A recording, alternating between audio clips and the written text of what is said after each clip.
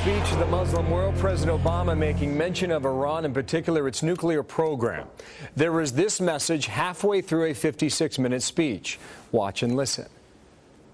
Any nation, including Iran, should have the right to access peaceful nuclear power if it complies with its responsibilities under the Nuclear Non-Proliferation Treaty.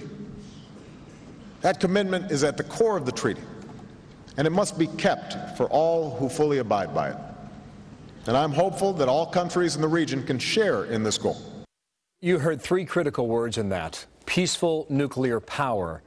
With regard to Iran, K.T. McFarland is a nuclear arms expert. She's a former Deputy Assistant Secretary of Defense for President Reagan and served as National Security Council staff member under Presidents Nixon and Ford. Hello to you. Hi there. I am fascinated by this speech and this story. I think so many things are moving on so many different levels. What do you make about this message about nuclear power in Iran? Is this all but a concession? Whole speech. That's the key to the whole speech. If you look at it from Iran's point of view, they're watching North Korea. They're saying North Korea is hardly getting a slap on the wrist for its development of nuclear weapons and long-range missiles. Iran then listens to this, and they hear peaceful nuclear, but you have the right to.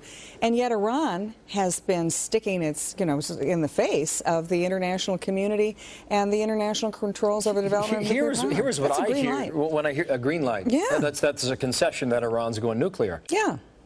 Iran's going nuclear power, but what they're doing is they have the reactors that just you sort of cooking. You enrich the uranium a little more, and you've got weapons-grade material. To talk about something like this without a regime in place to check, to verify that Iran is going to have peaceful nuclear energy and not have nuclear weapons is a big mistake. My old boss Reagan, trust but verify. You say that this is Obama's Achilles heel. I think that nuclear proliferation, that means more countries having nuclear weapons, is the crisis he's going to face. If he doesn't draw the line in North Korea is going to sell that stuff to Iran, to other countries. When Iran gets nuclear weapons, that'll start a nuclear arms race in the Middle East, as Syria, Saudi Arabia, Egypt, maybe even Turkey, they want nuclear weapons. There's another issue moving here with regard to Iran, that's Israel. Yes. I can't recall a time when an American president has made a significant speech and stopped in the Muslim world and not visited Tel Aviv or Jerusalem also. That's not an accident, Bill. Well, what does this mean? What he's saying is that saying in symbols is the United States has historically stood by Israel, protected Israel, defended Israel, and maybe that's open to negotiation now. The fact that he's not going to Israel is a big... And the other thing is, in that speech, he never once says the actual words, the United States stands by the right of Israel to exist. We will defend Israel. He doesn't say that. He talked about Israel and Palestine. He talked about a two-state solution and went back on history. But this is what I find significant. Benjamin Netanyahu was at the White House 10 days ago. Yes. So he knew the trip. He knew what was planned. Certainly they talked about it. You bet they talked about it. That's why the meeting went on an additional hour past planned time.